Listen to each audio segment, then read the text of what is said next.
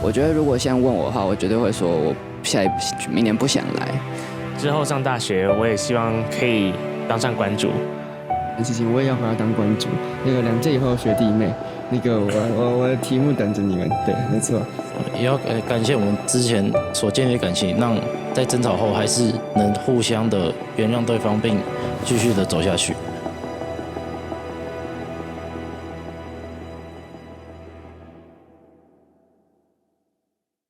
大家好 ，We are Phantom。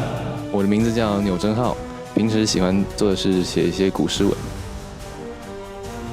我们名字是林东仪，我兴趣是小说跟游戏。我的名字是詹炳佑，我的专长比较偏向自然跟数理这类的。大家好，我是厉一婷，我主要是文史哲生比较厉害。大家好，我是陈以礼，那特别喜欢的是棒球跟足球。大家好，我是侯君佑，你们可以叫我帅君，专长主要是负责英文跟数学的部分。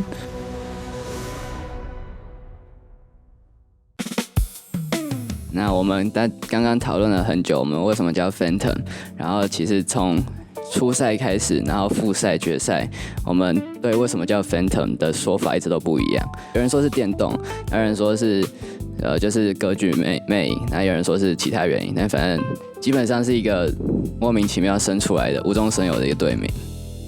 我个人觉得印象比较深刻的关卡是，就是我们初赛第3场的第一关，那一关其实就是比较像赛车啦。那一关就是制作上面其实我没有出太多的想法，那主要是在最后的部分我是负责操作的这样子。那最后其实是因为也有很大一部分是运气成分，我们可以拿到全国第1的高分这样子。当时我们看说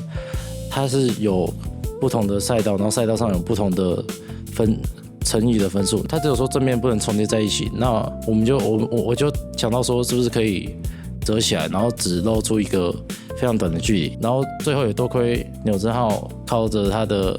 运气拿到了全国的第1高分。决赛的部分，那主要是我们刚刚比了这么多东西嘛。那我觉得最困难的就是唯一一个我们失败的关卡，那一关就是真的很可怕。对，他们叫真的很可怕，它确实真的很可怕。这一关真的很可怕，就是在一个暗室里面，然后把我们分成2边，然后去抓怨灵，然后要听音乐算距离。我们唯一一个真正的失败就是没有通过超过28分数。那我自己的，我最有印象的第一个是处理地理的巴别塔学院。那我觉得巴别塔那个部分的话，因为我自己有看巴别塔学院的原著，然后我就觉得说这个虽然没有完全符合，但是里面很多内容，我觉得它的联动都很强烈，然后我非常喜欢那个关卡。然后另外一个是那个历史，还有一个建造建物的那个部分，它给了很长的文本讲述一个远征的东西。然后好巧不巧是那篇远征，因为我最近有玩一些游戏，刚好有遇到，所以我整个远征路线我没有看文本，然后就直接把它解出来了。对，然后最后我觉得我们还有一个蛮有印象，应该是威尼斯商人。好，那我跟侯君佑是一起负责威尼斯商人划船的部分，然后它的基本上就是一个竹竿的，就是很多个竹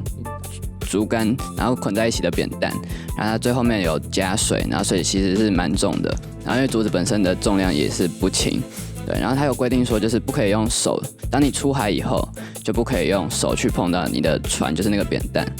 它的规定是说，你只能用肩膀以上的部位去碰到那个扁担。那所以我们如果想要船稳一点，可能就是要用下巴跟肩膀一起这样夹住，然后出航。首先有个事件是波士顿的茶叶事件，就是它要规定你要还原历史事件，所以就是把船运送到美洲那个部分，然后并且把其中一个运送的物资就是茶叶倒掉。所以我们最后原本想要拼那个成就分数，但是在波斯就翻船了，就是提早翻船了。所以因为我们是在就是肩膀部分夹不住，所以导致船就是提早翻船这样子。对于分工是每次进关卡我们都会就是先明确分工，再去看对应的部分。就是虽然一开始我们虽然是按照这个分工进行合作，但是呢，因为我们对于彼此之间还可能抱有一些疑义。那后来在分工，虽然同样是分工，但是我们会学会相信队友，这样子我们的闯关的效率就高了很多。这样子，一个我觉得主要是心态吧，就一个是瓶颈，就是我们蛮多关卡，就因为我们可能会有蛮多的期望，就不管是一开始的闯关王，或者我们后来有企业奖，然后对，所以我们在闯关的时候，其实也是因为关卡比复赛多了很多，所以像我们一开始其实希望第一天可以闯到8关，但是其实可能有点就超过负荷，因为几乎是复赛的快要2倍了。对，那所以因为这样，所以我们其实不管是闯关中或闯关后，我们就是都会有就是讲话可能会比较激烈，就是会因为急躁。对，那这是一部分。那另外一个我觉得是就是续航力吧，就是因为复赛的话只有1天，其实可以就是靠意志力就撑完那一天。决赛的话72小时，其实你没办法真的3天都不睡觉。那怎么样分配你的时间？然后就是因为你的状态其实很容易被打断，就是你可能是做了主轴3个小时，那你可能可以很进入状况，但有些时候你只能是就是闯一关，然后回来1个小时，然后又要闯下一关，那其实你主轴的状态很难进入在那里面，那你就要保持自己的状态，还有就你每次回来好好利用自己的时间，那所以不然的话，你可能就是进展上会比较不容易推动。这一次参加制铁，就跟我们名字一样，比较就是一群好朋友，就直接就参加了，也没有去额外做什么准备之类的。我们有合作，有成长，然后并且也获得一个看起来还蛮不错的成绩，初赛跟复赛的。我希望我们决赛也可以延续我们初赛跟复赛，获得一个符合我们期望的一个好的成绩。我觉得其实初赛跟复赛这两个比赛中，我们其实因为大家都可能意志力还算坚强，那可能撑一撑，这样子1天就过去了。但是我觉得决赛这里就可能会暴露很多问题，就是我们因为在3天内可能有很多事情需要讨论，像是关卡本身它只有20道。那我们还需要讨论什么时候去闯，要闯什么，或者是要什么时候做主轴，有太多问题了。在压力下，我们就可能产生很多的沟通上的矛盾。我很庆幸我们有做的一点是在可能十几个小时之前，就是因为有一场非常大的冲突在这里当下这里。那当然其实是关卡内的一些事情延续到这里的。我很庆幸的是那个时候我们有就是停下手中所有做的事情，然后6个人就也像这样差不多，就围在这里，然后可能先安静的自我反省，就是发现自己的问题，以及就是去找到适合我们这个小队的氛围的一种方式。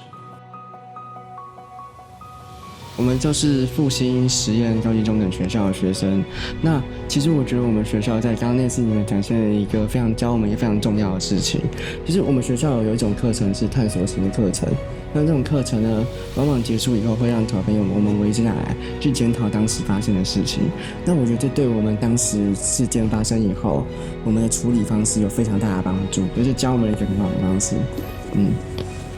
好，那我自己的话呢，我觉得就是这个比赛真的是收获蛮多的。我会觉得有一个蛮特别的领悟，就是你特别想要做什么事情的时候，好像反而你可能会得失心太重啦，或是会太紧张。对，那我觉得就是我们很投入在每一个关卡跟主轴任务里面，那但是其实不用太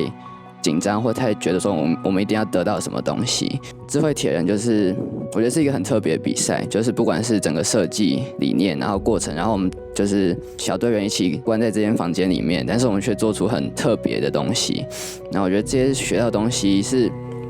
在学校上课是绝对不可能学到的，但是也确实这个就是智慧铁人这个比赛是蛮累人的。那我觉得如果像问我的话，我绝对会说我明年不想来。对，但是呢，如果明年不管是我们现在小队员，或者是还有其他同学邀我来，我觉得我还是会考虑。我觉得我个人，我先说，我觉得我明年我会想要再来。其实就蛮喜欢这个各种不同类型的关卡，然后需要很多人互相合作才可以成功，才可以通关的这种复合式关卡类型。虽然我们可能途中有一些争吵，这总体现在回头来看，这个总体的经验还是很好，还是非常好的，这是让人开心的经验。之后上大学，我也希望可以当上馆主。因为由于我们在初赛跟复赛的闯关都得到很高的分数，我们对决赛的要求就被拉得很高。那因为一些失误导致分数变低之后，可能队友就会产生争吵。也要感谢我们之前所建立的感情，让在争吵后还是能互相的原谅对方，并继续的走下去。事情我也要回来当关主，那个2届以后的学弟妹，那个我的题目等着你们，对，没错。We are Phantom， 我们来自复兴十中。